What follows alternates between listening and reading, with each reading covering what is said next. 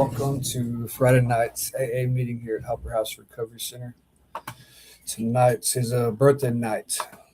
Michael Lister will be speaking tonight. We got a couple people getting some certificates for their 6 months. Amen to that.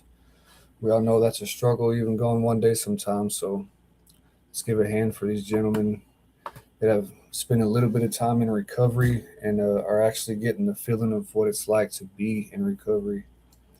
Starting to get everything back, getting life back, getting smiles back.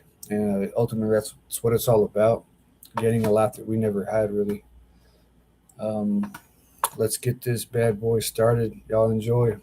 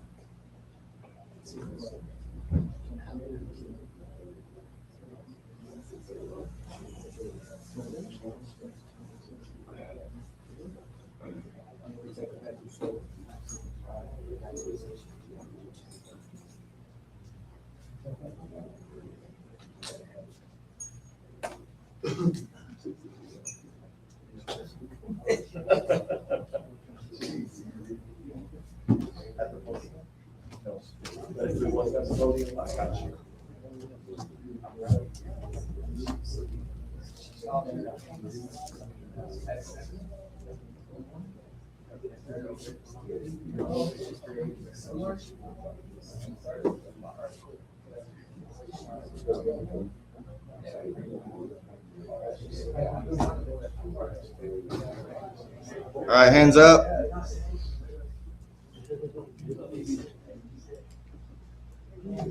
Hands up. Welcome to the Hopper House Community AA meeting. Before we begin, we want to remind everyone that this meeting is being streamed live. To honor the traditions of anonymity, the camera will only be focused on the podium. If you choose to share, you may stand at the podium or off camera to decide if you prefer to remain off camera. Please remember to use only first names when introducing yourself. By participating in this meeting, you acknowledge that while we do our best to protect anonymity, we cannot control who may be watching the live stream. If you are not comfortable with this, we completely understand, and we encourage you to share in a way that feels safe to you. Thank you for your understanding and for respecting the traditions that keep our fellowship strong. Let's start with the moment of silence, followed by the serenity prayer.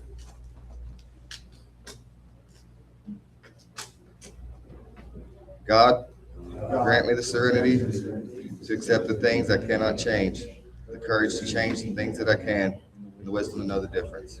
Amen. Are there any newcomers? Any announcements? Is anyone opposed to vaping?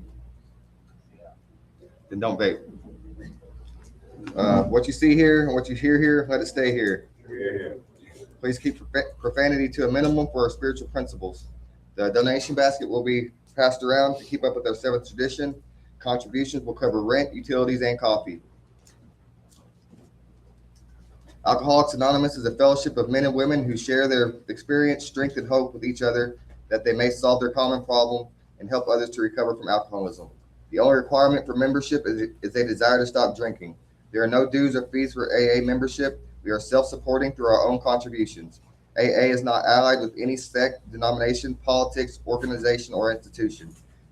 It does not wish to engage in any controversy, neither endorses nor opposes any causes. Our primary purpose is to stay sober and help other alcoholics to achieve sobriety. I've asked somebody to read how it works. My name is Adrian. I'm a member. How it works. Rarely have we seen a person fail who has thoroughly followed our path. Those who do not recover are people who cannot or will not completely give themselves to this simple program. Usually men and women who are constitutionally incapable of being honest with themselves. There are such unfortunates. They are not at fault. They seem to have been born that way. They are naturally incapable of grasping and developing a manner of living which demands rigorous honesty. Their chances are less than average. There are those too who suffer from grave emotional and mental disorders, but many of them do recover if they have the capacity to be honest. Our stories disclose in a general way what we used to be like, what happened, and what we are like now. If you've decided you want what we have and are willing to go to any length to get it, then you are ready to take certain steps. At some of these, we balked. We thought we could find an easier, softer way, but we could not. With all the earnestness at our command, we beg of you to be fearless and thorough from the very start. Some of us have tried to hold on to our old ideas, and the result was nil until we let go absolutely. Remember that we deal with alcoholic, cunning, baffling power. Without help, it is too much for us. But there is one who has all power. That one is God. May you find him now. Half measures availed us nothing. We stood at the turning point. We asked his protection and care with complete abandon. Here are the steps we took. We are suggested as a program of recovery. Step 1, we admitted we were powerless over alcohol, that our lives had become unmanageable. Step 2, came to believe that a power greater than ourselves could restore us to sanity. Step 3, made a decision to turn our will and our lives over to the care of God as we understood him. Step 4, made a searching and fearless moral inventory of ourselves. Step 5, admitted to God, to ourselves, and to another human being the exact nature of our wrongs. Step 6, we entirely ready to have God remove all these defects of character. Step 7, humbly asked him to remove our shortcomings. Step 8, made a list of all persons we had harmed and became willing to make amends to them all. Step 9, made direct amends to such people wherever possible, except when to do so would injure them or others. Step 10, continued to take personal inventory, and when we were wrong, promptly admitted it. Step 11, sought through prayer and meditation to improve our conscious contact with God as we understood him, praying only for knowledge of his will for us and the power to carry that out. Step 12, having had a spiritual awakening as a result of these steps, we tried to carry this message to alcoholics and to practice these principles in all our affairs. Many of us exclaimed, "What an order. I can't go through with it." Do not be discouraged. No one among us has been able to maintain anything like perfect adherence to these principles. We are not saints. The point is that we were willing to grow along spiritual lines. The principles we have set down are guides to progress. We claim spiritual progress rather than spiritual perfection. Our description of the alcoholic, the chapter to the agnostic, and our personal adventures before, after make clear 3 pertinent ideas. 1, that we were alcoholic and could not manage our own lives. 2, that probably no human power could have relieved our alcoholism. 3, that God could and would if he were sought. Thank you. Now I've asked somebody to read the 12 traditions.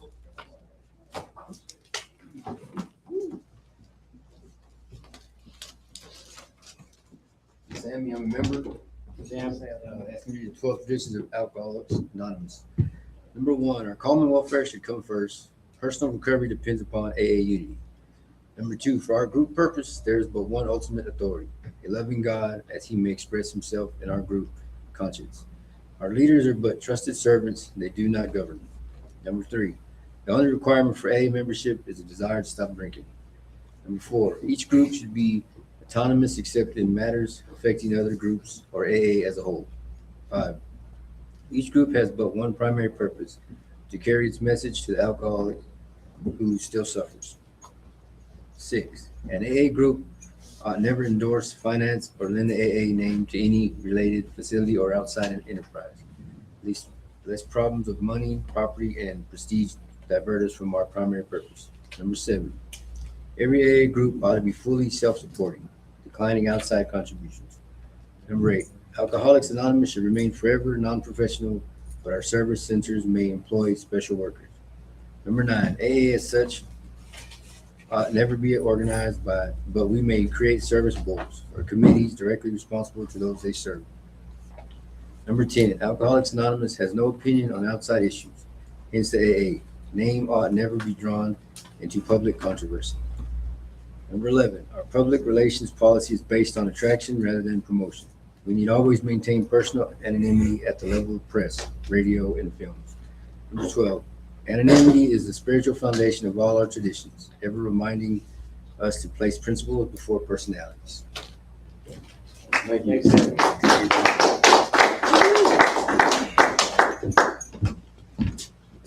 All right, tonight's our special Friday night speaker meeting. We're gonna have our brother Michael speaking tonight. If y'all would all be respectful, show him, give him your full attention, and we'll hear his story.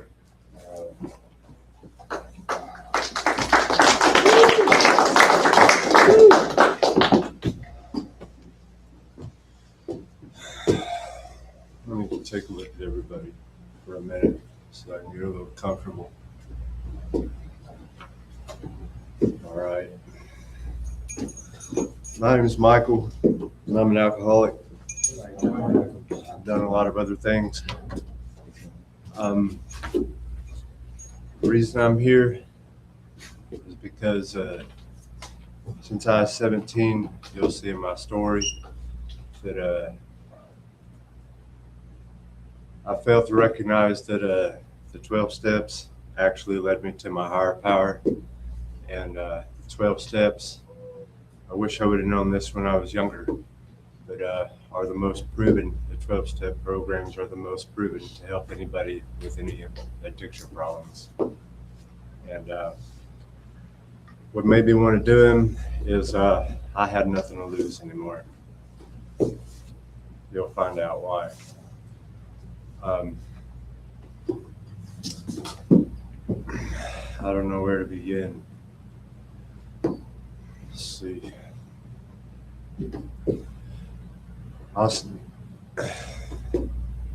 The book talks about how we should talk about what happened, what it used to be like, what happened, and what it's like now. And I'll try not to make it a war story, but I am going to talk about certain drugs. I am going to talk about alcohol too. It's all a part of my story.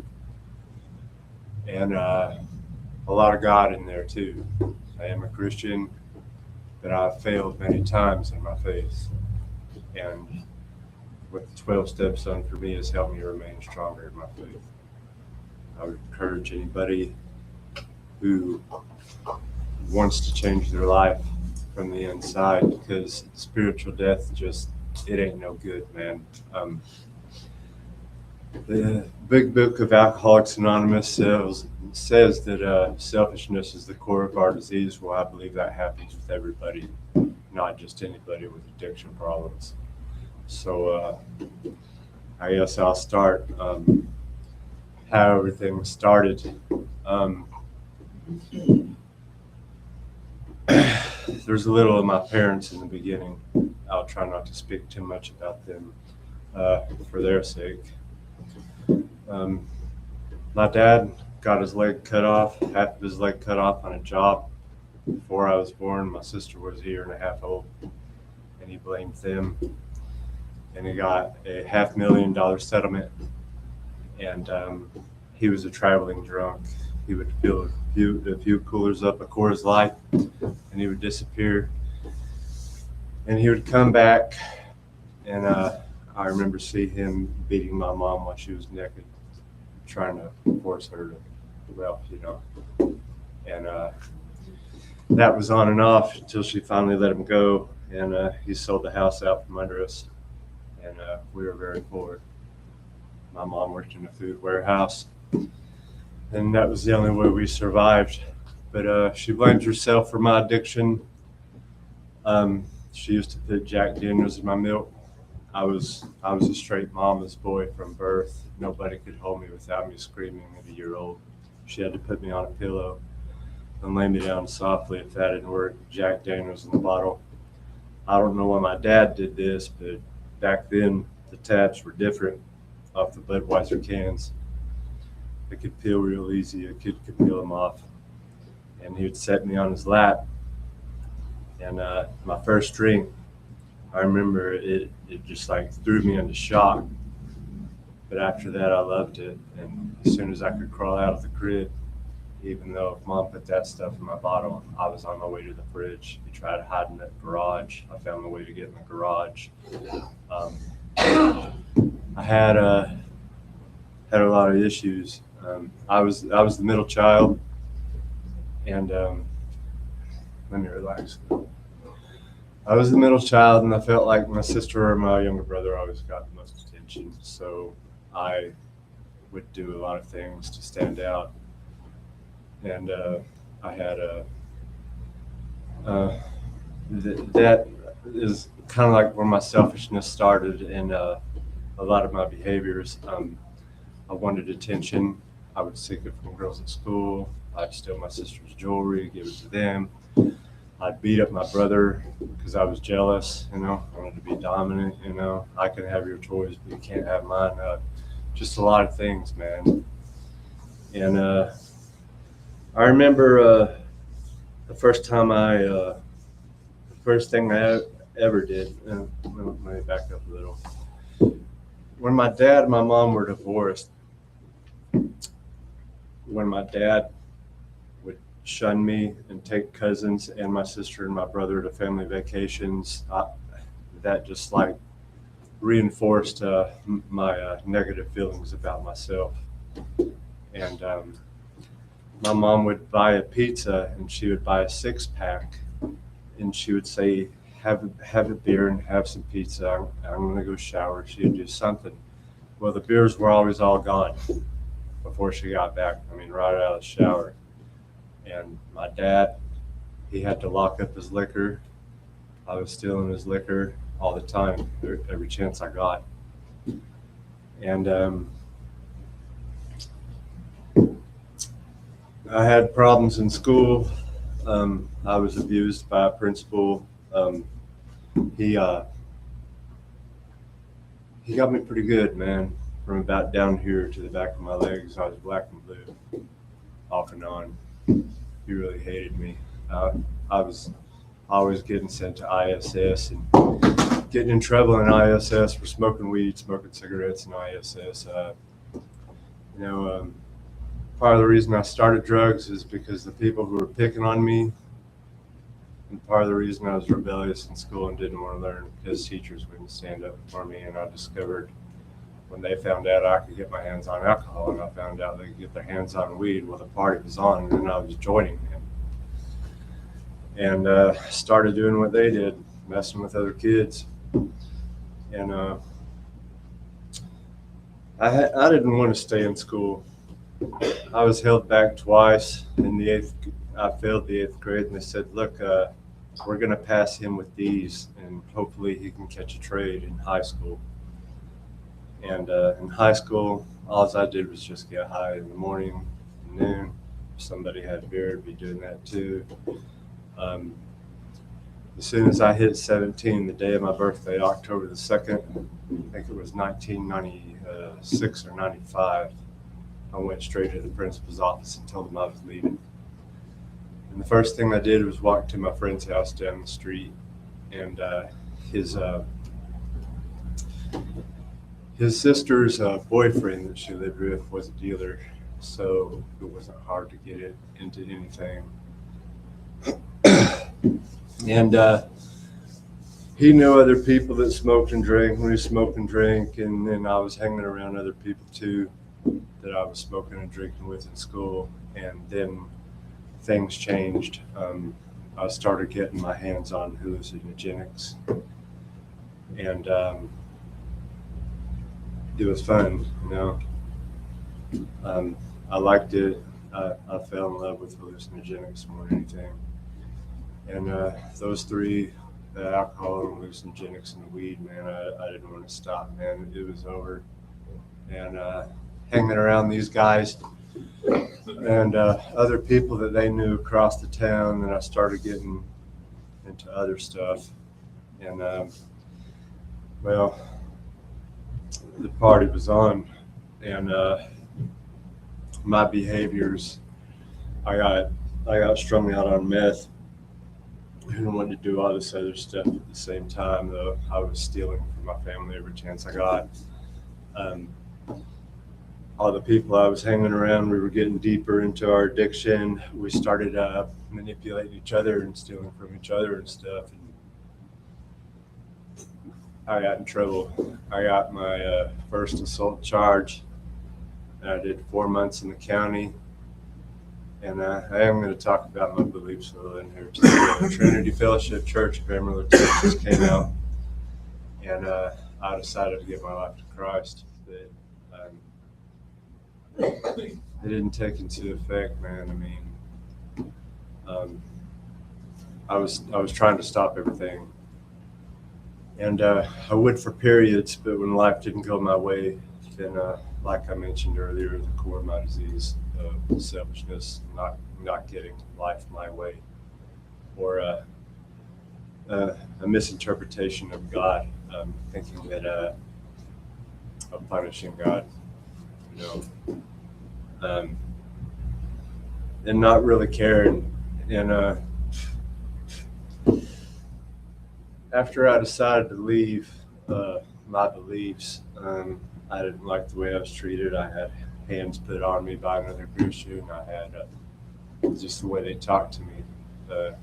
I felt belittled, so I really try not to do that in my beliefs around other people. You know, the Word of God seems harsh sometimes. So I met a guy out on the street. A guy I used to party with, his younger brother, and he could get his hands on a lot of meth. And I joined the crowd, and that was about the age of 22. And between the ages of 22, about 21 to 25, it was fun. I mean, he lived out in the country. He was selling. Nobody would ever bother us, you know, no matter how many traffic come and go out there in the middle of nowhere, nobody gives a damn. We'd turn up the music, you know, do stuff, hallucinate, stay up for days, drinking, girls around, playing pool, dice. And then the same thing happened in this crowd too. We started doing those things that we do to each other, manipulating, stealing, lying, you know, whatever we could do to get more for ourselves. And I wanted to get out of it. And the job I had, everybody was on it, man. I left this crowd and I got a job, and I stayed firm for about 90 days. In 90 days, they told me I was their best employee because I was the only one who showed up after payday. And in 90 days, I joined them, and I became the worst employee. The only reason they didn't fire me is because I caught a guy burglarizing the place, about $15,000 worth of tools. So they let me stay no matter how bad I got. I was only making about 15 hours a week of work and getting frustrated because I couldn't afford my drugs or my alcohol or any of my other habits. And I was wanting a way out, but I couldn't find a way out. And a girl that I met through other people on and off in the town showed up at my house on my birthday, and she gave me a birthday card, and she was really flirtatious, and she ended up being my wife. And I thought, well, this will keep me straight. I tried moving before, that didn't work. So I got married, and her dad did the lighting for the movie Jaws. She was adopted, and he had a lot of money. So when my mom kicked me out, she didn't like my wife, and my wife didn't like her. I moved in, and I really wasn't under the wing. They were just letting me stay, and he had a friend get me a job, and I couldn't kick the habit. She told me one day, you know, I don't mind if you smoke weed, but you can't do this other stuff. And I said, well, you know, if I'm going to do downers sooner or later, I want to get an upper. And she said, no, you're not. Well, whatever, man. Well, it happened. But it took time. I decided I was just going to drink. And that didn't work because a 30-pack turned into 2 30-packs. And after I got tired of going back to the store and going to the toilet to piss a lot, then I started getting whiskey. And I wanted to change again, and I could not. So I tried going back to the church, and I told her, like, man, I think I need to go to AA. And she's like, well, she didn't trust me. I don't know why. She's like, I think you're going to be sleeping with women there, and I don't want you going to church. I'd rather have you smoking pot and drinking in the house. It's like, okay. Sooner or later, I'm going to go back to the uppers again. She's like, no, you're not. Yeah, I did. And life wasn't bad. I had everything I wanted, man. I had a Jeep 4x4, 3-bedroom house. My daughter came along. Had a stepchild. And between me and my partner, we were splitting $7,000, $14,000 a month after we paid our employees and paid our material bill. And I started thinking that meth would help me keep up with the business, and people could see that there was something off, man. And we had 3 of the biggest residential builders, and we only held them for about like 45 days in Amarillo, Texas at this time. I ain't gonna say who they were, but we went down to 1, and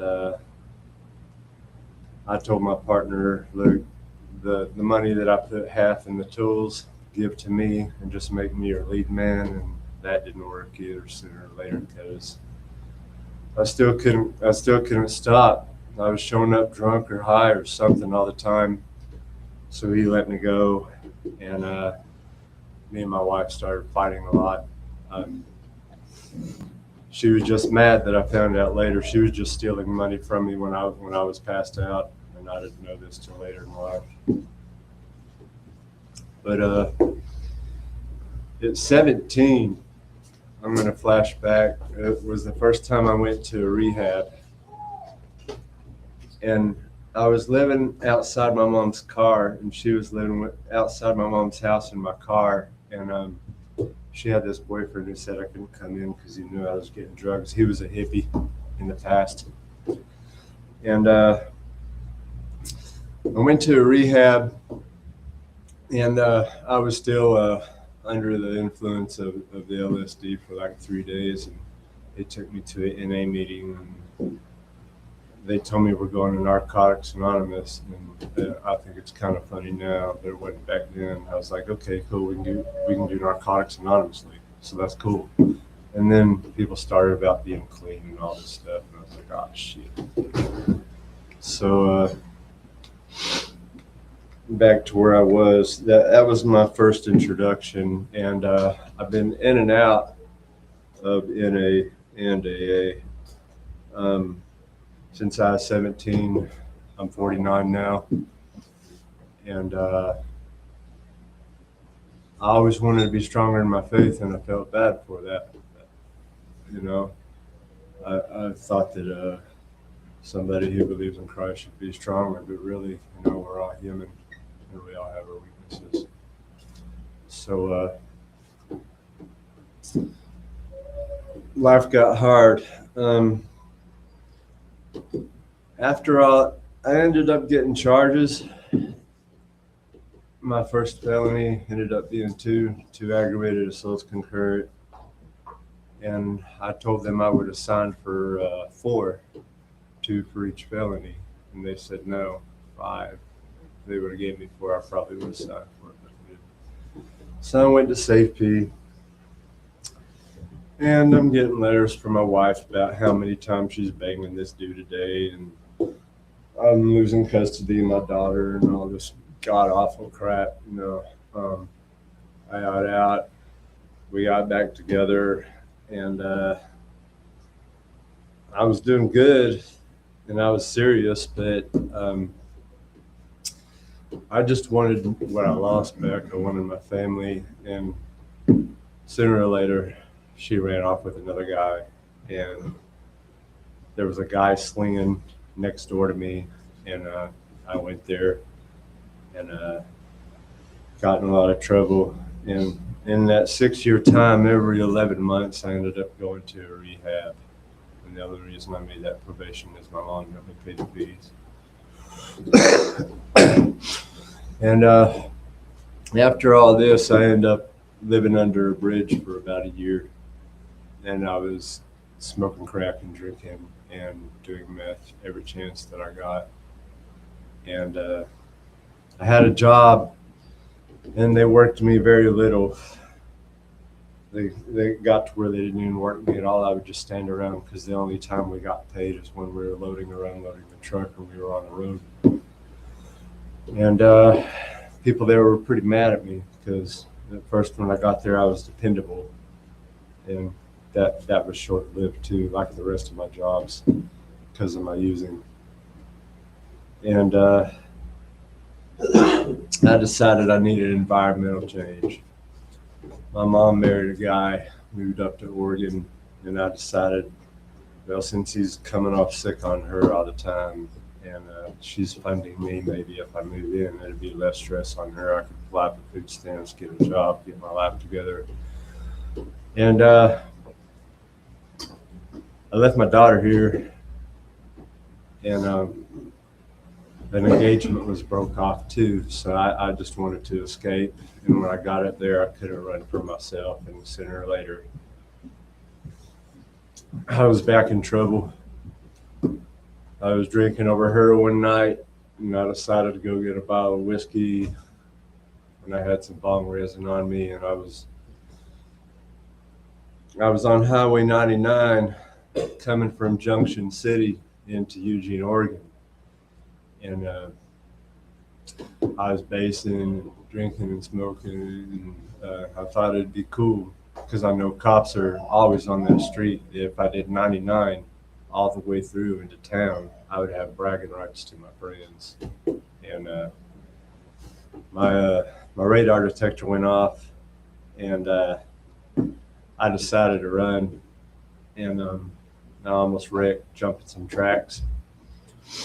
And before I know it, I have 8 cherries behind me and 7 in front of me coming, and they all surrounded me with guns and tasers, and I couldn't even hear them. The music was so loud, I had to roll down and tell them they were idiots because I couldn't hear a word they were saying. That's when they put on the boom, boom, boom.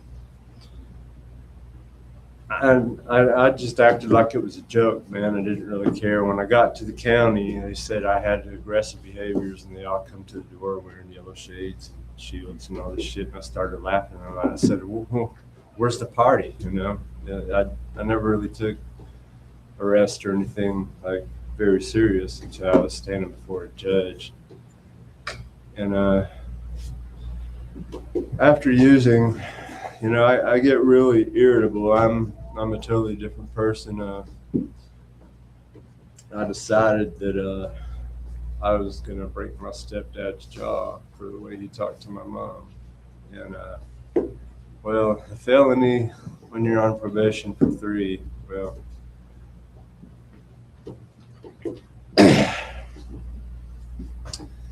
I don't know how to explain this, but me and those cops had a lot of issues, and they didn't like me. And I'll try to keep it short. They spread the rumor in the jail that I was an informant.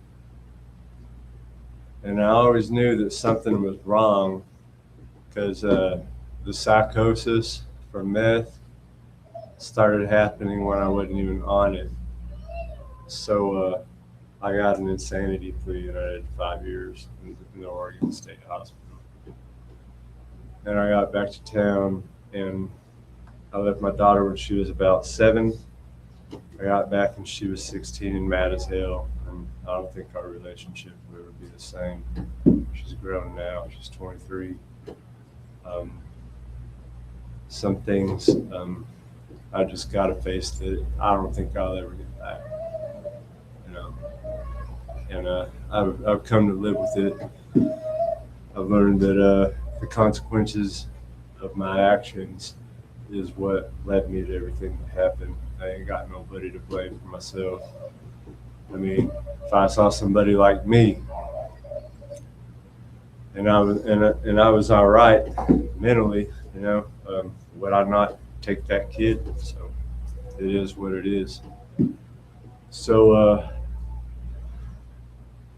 I get back to town, and they got me some medical terms call it snowed. I was under medication for so heavy. I'd get up, take my meds, and just go back to bed. I slept for about a year. They hardly ever let you sleep in that place too, man. I'm serious. My family would get up thinking I was dehydrated and hungry, wake me up. I'd eat, take my meds, go back to sleep. I thought it was only 2 months. It was a whole year. So the mental health authority helped me get a home and a job, and life seemed secure. I was doing okay, and I just felt like something was wrong in my spirit, and I started going to the church across the street, and feeling rejected from a church just because of your appearance, you know, really upsets a person. And you know, I can't say it's their fault that I went back to my ways, and it was on and off, and I tried controlling it, but I was so agitated all the time and very irritable, like the book talks about, restless, irritable, and discontented.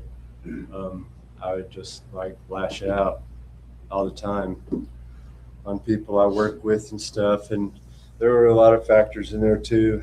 I had a lot of med changes. The structure of my family was always jacked up. It really hurt not having my kid in my life, man. I got bed bugs. That's why I got scars all over my legs. And my mom was helping me hot steam the bed to get rid of them and put ammonia all over the house. And she asked me why my pillow was yellow. And I said, look, I told you I've been crying every night for about a year over my daughter, man. You know, she didn't believe me. Yeah, like a little baby. So I just tried going all out. I had 3 jobs, and I had everything that I wanted and more than what I needed, definitely. I was going out to the mall all the time. I bought a car, put a kicker system in it, you know, got some windows tinted. I did a lot of stuff, man. Got my credit good, but I still wasn't happy. So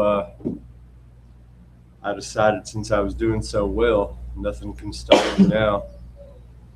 I pretty much got burnt out on meth. I tried it once in that 5-year period that I lived alone, and I was like, no, I'm tired of the paranoia and all this, so I just went back to drinking. I was buying like 2 or 3 cases of Crown Royal at a time, stocking up with half of the freezer with the bottles, and leaving the rest in my back closet. And every time 2 or 3 bottles disappeared, I'd put another one in the freezer. And I was working nights. When you're on disability, you're regulated your hours, so it was only like a 4-day week. So I would come home in the morning, drink myself to bed as much as and fast as I could, and get up at night, rush get everything together, go back to work, and the days off, it was just straight drinking, man. And I got lonely. I started going to bars, and every time I went to the bar, it wasn't good. I mean, I'm already drinking like at least a third of a fifth before I get there, and I'm shooting while I'm chasing it with beer, and shit just kept getting started all the time. And if shit didn't start, I couldn't find my way home, or I'd pass out somewhere. And finally, the straw that broke the camel's back is I wasn't getting my way in. I was trying to start relationships with people, but you know, you can't really start a relationship with somebody when you're drunk, man, because you don't remember stuff that they say, and you get mad easy, and it just wasn't cool. So my drinking started more and more until finally one day I said, well, this is all I want to do.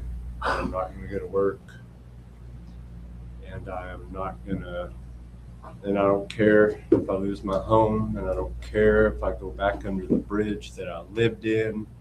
I don't care about nothing. And I had a choice, man, and I was really considering it when that finally happened. My mom took my stuff into her shed. I tried staying with them, and I wasn't drinking while I was there, but nothing was working out. The day that they kicked me out was the day I got hired for 2 jobs, and I was mad. And I probably would have been able to survive if I just would have went and told my employer and kept 1 job, but no, I didn't get my way again. So I decided I was just going to drink. And after my 3rd night under the bridge, I was considering throwing myself in front of a semi on the top. I thought it would be okay, because for that whole year under that bridge, earlier in life, I mean, when I did sleep, I remember falling asleep to the sound of the cracks slapping against the semi tires. And it was comfortable to me. But this time, it was different. And there were lots of times in my life that I thought, you know, maybe those people in this program was probably right, because they told me that I had a obsession and compulsion. And I remember a lady was living next door before I moved to Oregon, when I lived with my brother. And I just got through slamming down some of that mixed stuff that they sell. I forgot which one it was. It was blue or purple or something. And then I went back in the house and I grabbed a 12-pack out there and slammed it down, and I still wasn't satisfied. So it was drinking pretty fast, man. So I'm walking to the car, and I can't even walk straight, and I hear the neighbor lady say, "Haven't you had enough?" And I said, "No." And that clicked in me, man. All right, maybe I got an issue. There were little things like that happened my whole life, where I had drug dealers tell me, "You did all that?" "Yeah." And then they would tell me, "Well, I'm cutting you off." So when the addiction got heavy, I started lying to them too. "No, I didn't do it all, man. I got rid of some of it because I needed some cash for some tobacco or something." But no,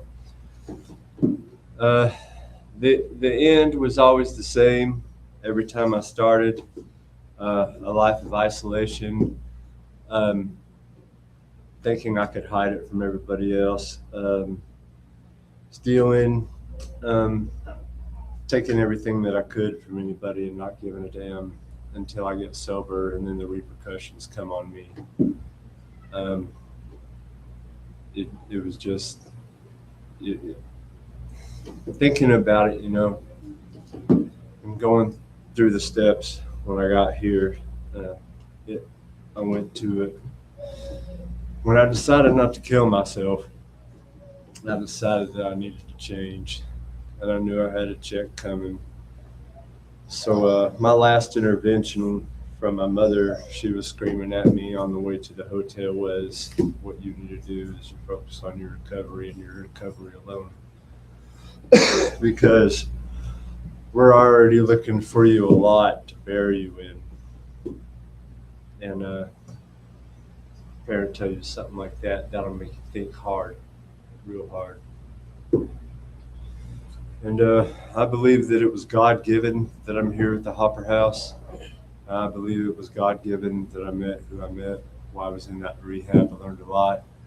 There was a guy, a theologian of the AA book, and he would read 3 sentences and he would elaborate on them.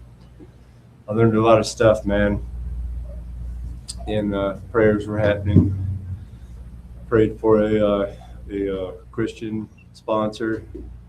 And when I wasn't agreeing with stuff in the big book, then he would explain it to me biblically so I could kind of get the hint. And we're still friends. I still call him from time to time. He's a pastor here. And it was just undeniable that this is what God wanted for me. I was praying for a place to go. There was crap going on in the rehab I was at. It was like people who were coming in doing PHP and ILP were trying to take their clients. And I was like, man, I can't stay in an environment like this when I don't know who I'm a client for. And my sponsor told me about this place. And I was like, yeah, they have church, they have AA, they have NA. Yeah, I'm in. So after about 60 days there, I went and I talked to the owner of the rehab I was in, and he said, well, we're not making any money off you, dude. We're letting you stay here for free. I just wanted to help you. I was like, really? I said, so I can bounce? He's like, yeah. I said, cool, I'm going to the Hopper House, man. So I got here, and I think the best thing I did was just focusing on myself. Just focusing on my relationship with Christ, staying in my room, reading my Bible, a lot of prayer, sermons, listening to meetings, watching what's going on around me. That's how we learn. And I really didn't want to do it, but I felt like I had no other option. There were no other options left, man. Just go back out there and have life get worse, end up in another institution, possibly prison this time, And a person with my mentality, I probably wouldn't have cared, until I'm sitting there for a while. I'm sure a lot of the people here have felt that way. I was the one in the crowd that never went. Everybody always told me I was next. It never happened. I hung around a lot of crazy people that like to carry guns and sell drugs, and I always had a lot of drugs on them and a lot of money. So, hanging around them, you'd never know what was going to happen. I always felt like the little guy, I was just a guy who wanted your drugs and that was it. Leave me alone. Now I'll go do them. And what happened though here is I feel in touch with my higher power. The book talks about there'll come a time we'll have no defense against the first drink. And it talks, I hate to paraphrase it, that we got to have intervention from our higher power to defeat that. And I feel stronger in my faith now. I have peace. The things that are in my Bible, it kind of breaks it down simpler for me that I can remember when I'm having a bad day. I can remember these logos, let go and let God, thy will be done, those little short prayers that are just quick and serious can make a difference, man. So this program has done a lot for me, and some of it was painful. I hear people say, and I've seen people on YouTube say that AA brings shame and all this stuff. Well, if you can't see yourself for who you really are, how will you know if you want to grow or be a better person or not? I didn't have nothing to lose. I was willing to look at the worst side of me and see what I didn't want to be anymore. And that was a very good gift. I heard Chris say that he had to have horror to know it was good not long ago. And I believe that, man, because the worst side of me, sides of me that I never wanted to see, I failed to see because I was so loaded, and then sobering up and then having to deal with the wreckage of the past and not really having any friends anymore. But you know what? They weren't friends. They weren't friends. So what I do is I meditate. I pray continuously. I try to remember to pray about everything because normally I make better judgments when I do that. And I just hope some of y'all grasp this and don't have to do the stuff that I did. I had so many issues, sleeping around. Sometimes you don't want to sleep with a drug dealer's girl, and just like all kinds of crap. Got my family involved in between me and them a few times. Life just wasn't pretty, man, and that it still rings in my head every time I think about using my mom telling me that they were looking for me a lot to bury me in. I don't want to go out like that, man, because she's a big part of my life, and she's like the only part of my life that I have now. Everybody else is gone, my brother, my sister, and my daughter. And I'm thankful. I'm thankful to what little I have. The Hopper House is now mostly my family. I look up to the management here because they always have good advice, and I see I have what they want. They have an inner peace and a self-control and know how to talk to people and deal with people in an orderly manner. I doubted their character when I first got here. I thought it was just like, well, this is our place and our rules. If you don't like it, But when you get to know them, man, they're really there for you. And it took me a while to discover that. The reason they tell us these things is they want us to live. They want us to have us be the best of us that we can be. And it was only through Christ, the 12 steps, some pain, and not wanting to be that side of me that I found who I was. And now they say recovery is a journey, and the journey is trying to improve that person that you want to be from day to day, man, because it don't come fast. I run my head into the wall all the time, and the difference is I don't beat myself up anymore. I allow myself to grow. I allow myself grace to change and time to change, because it's not overnight. I still have a long way to go. My sober date is 12/5/25. When I first got here, I said I want to get a year, and then I'll be happy, because I never got a year. I come shy twice. One day, failed. Now, I really don't care. When that year comes, it comes, man, because today is all I have to make the right choices. Chris says it all the time, and a lot of people, the elders around here know. One bad decision is going to put me back. One bad decision is going to put me into places I don't want to be. One bad decision is going to hurt my family more and put that wall up of mistrust again. So I would just encourage anybody, man, give Christ a chance. Give yourself a chance. Give the steps a chance, man, because it's worth it. I look forward to living day after day after day, doing this till I exist no more, man, because it's one of the only ways I have peace. And like I said, I'm not going to put the steps over Christ, but those steps help me enhance my beliefs to where I can carry peace, even through some really hard situations. I thought there was a time here where I was going to be out on the street again, or yeah, I thought I was going to be on the street. I found out my check was going to be cut in half, and I wouldn't have been able to make rent here, and I couldn't find work nowhere.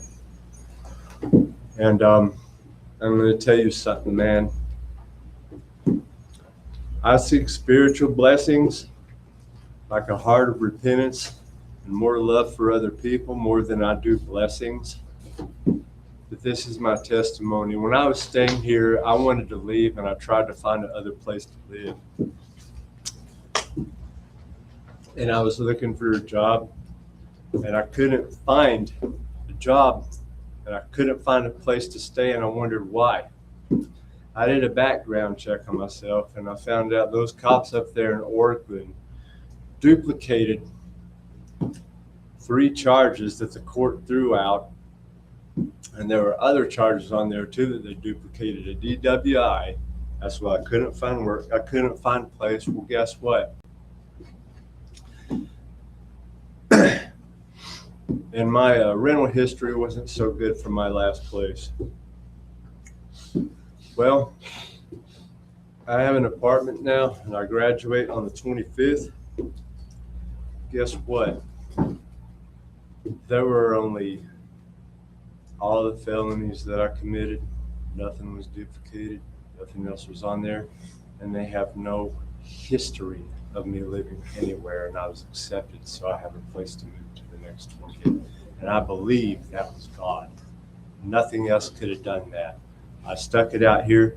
I hate that word program, and I don't think NA is a program, or AA is a program. It's a way of life. It's a way of life. What I'm trying to say is live it, man. It's worth it. God can do for you things that you never thought could be done, man. So hold on to the faith. Give yourself a chance and some grace. Thanks for letting me share. Thanks.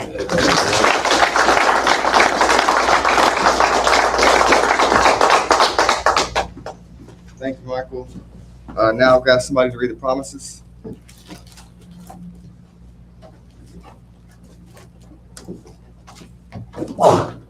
My name is Matt, and I'm an alcoholic. The promise is, if we are painstaking about this phase of our development, we'll be amazed before we are halfway through. We're going to know a new freedom and a new happiness. We will not regret the past, nor wish to shut the door on it. We will comprehend the word serenity, and we will know peace. No matter how far down the scale we have gone, we will see how our experience can benefit others. That feeling of uselessness and self-pity will disappear. We will lose interest in selfish things and gain interest in our fellows. Self-seeking will slip away. Our whole attitude and outlook upon life will change. Fear of people and of economic insecurity will leave us. We will intuitively know how to handle situations that used to baffle us. We will suddenly realize that God is doing for us what we cannot do for ourselves.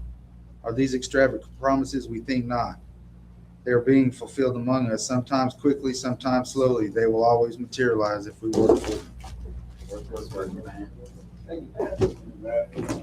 Now I've asked somebody to hand out the sobriety chips.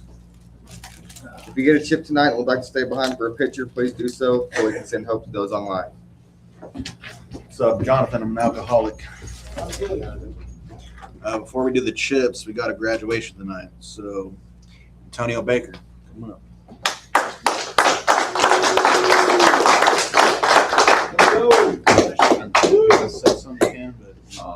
I'd like to thank you guys for being here tonight. I'm very excited and appreciated by everybody that, I do appreciate everybody for helping me get to where I'm at right now, from listening to everybody's testimonies and life trials and tribulations.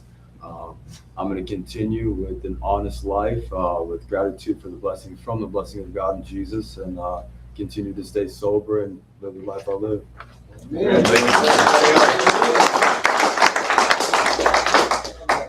Here at Hopper House and other clubhouses around the world, we celebrate recovery with this colorful chip system. Does anyone want a white chip, 24-hour chip? Get it through today. See you about tomorrow. Anyone got 1 month?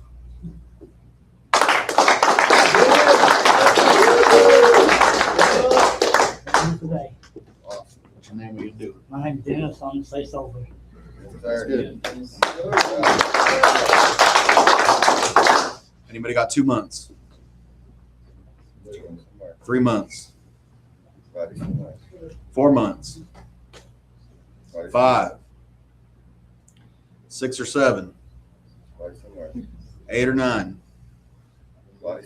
10 or 11? Year or more goes on the board. We celebrated the 4th Friday of every month. If you're sober, give yourself and your higher power a round of applause.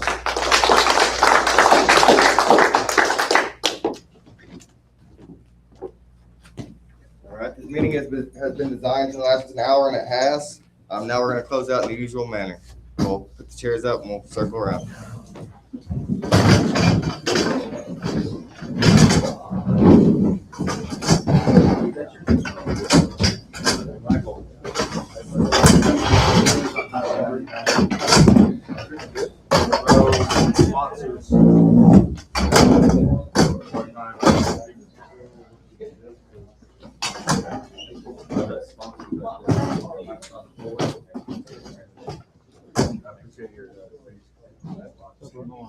All right, well, just take care of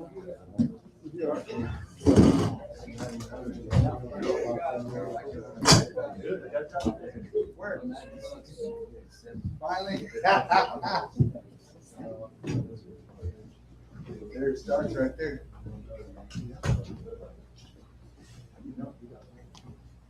All right. Who made today possible? Father, who art in heaven, hallowed be thy name. Thy kingdom come, thy will be done, on earth as it is in heaven. Give us this day our daily bread, and forgive us our trespasses, as we forgive those who trespass against us. And lead us not into temptation, but deliver us from evil. Thine is the kingdom, the power, and the glory, forever and ever. Amen.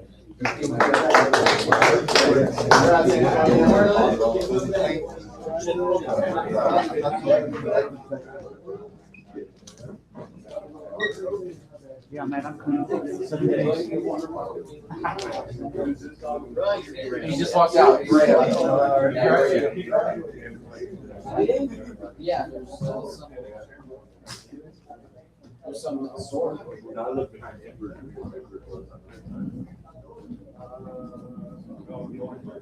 Sorry, bro, sorry. Look at these rocks.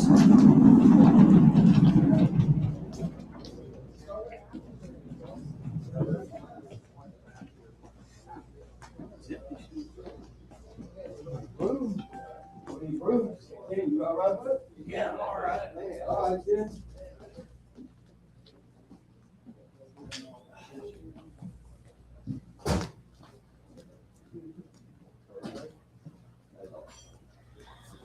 Kids want to go. I want to go. I gotta bring you in. I want to go.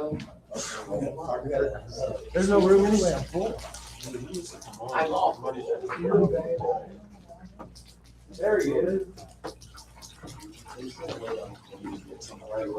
Hey, come back. Hey, you tell Michael what's up? Mika. Not Micah. Why you ain't doing that? There's somebody in the restroom, bro. I'm gonna tell him about you. I'm gonna tell him about you. I know. All right. Yeah, you better get some action real quick.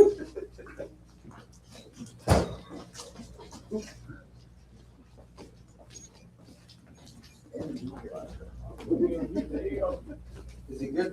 Yeah, it's good. There you go. Sweet. All right, man. I like your style, man. I like your style, bro.